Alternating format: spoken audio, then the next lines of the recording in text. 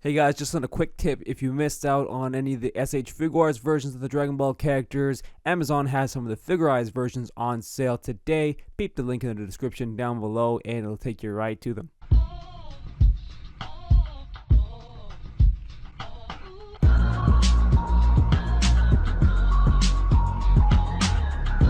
Hey guys, welcome back to another episode of Future Figuarts, episode 8 to be precise. And chillax, if you're wondering about Topo, his episode is dropping on Thursday. But some of you brought up a good point in the comments in that if KEFLA was ever to be released, she should probably be paired with Omen Ultra Instinct Goku. And since my Ultra Instinct Goku vid covered both Omen and Mastered forms, I thought we'd treat this as a bonus release and talk about the fusion of KEFLA and the disgraceful Not the Broly. Hey, don't get me wrong, I like KEFLA. KEFLA.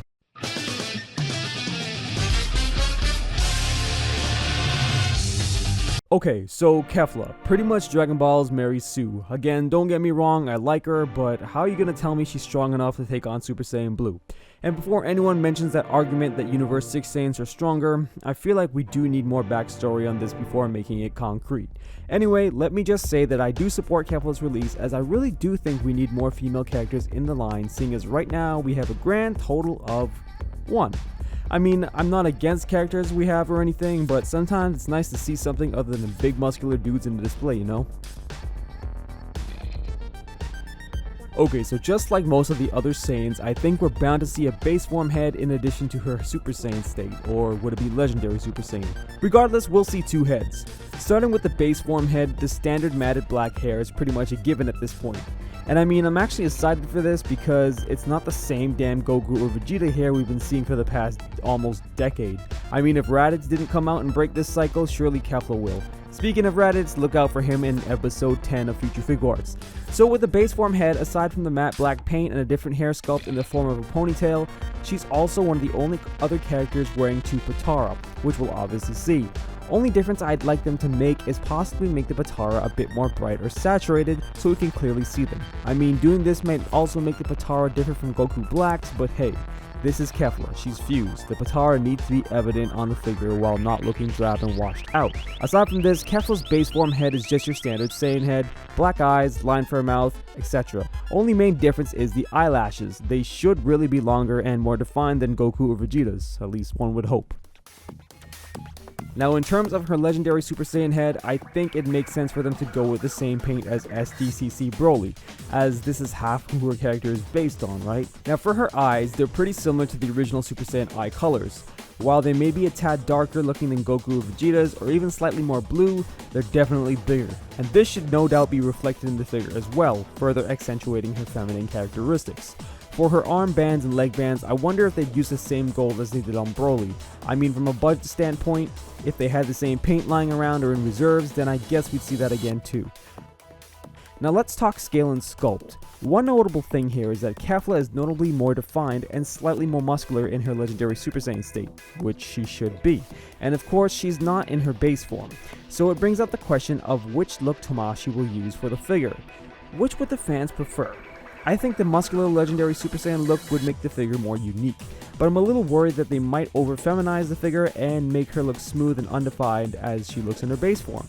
I mean, if Saiyan names weren't puns on vegetables, I would have called her Twiggy. With KEFLA's height now, it's a bit hard to tell. We never really get a clear side-by-side with Goku, and he is really the only character she fought. But based on some of the shots, it seems like she's at least Vegeta's height or even slightly shorter than Goku. Again, hard to tell, and I'm wondering where Tamashii would place her in terms of scale.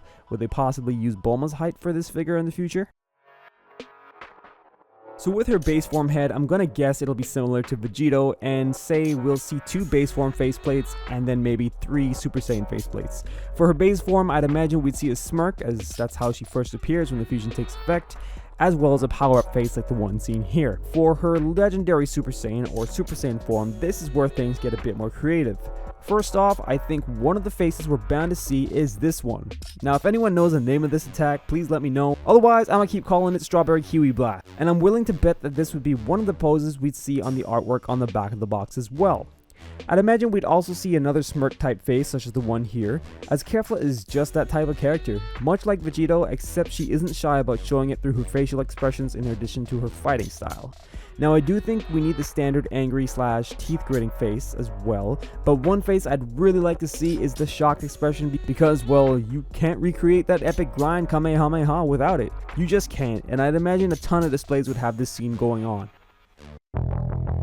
With Kefla, the first accessory I want to see are the double effects for her hands for that strawberry kiwi attack. I mean, come on, you don't include this, you're shooting yourself in the foot. This was probably the best looking attack in the Tournament of Power up to this point, aside from the fused final Kamehameha against the Trio of the Dangers. And I for one can tell you right now, if Kefla ever does get released, I will be using these effects, hands down. I mean, they might decide to throw in an effect similar to the one that came with Cell, but more red and green obviously, but I still think the charge effects look that much cooler for this attack. Other possibilities for accessories would have to be the laser attacks, which are still not as epic in my opinion, and again the default answer is an aura, which again the charge effects would still take the cake on. Lastly, if we want to touch on possible faceplates for other characters, it'd probably be a shock expression for Super Saiyan God Goku like the one seen here. Alright guys, so Kefla, do you like the character? Would you pick her figure up? Do you think the line needs more female characters? I think she'd be a pretty cool addition to the line if she comes out looking good, and yeah, I'll pick her up. I just hope she doesn't end up top heavy because of her hair. Till then, I hope the best of your todays are the worst of your tomorrows. Peace.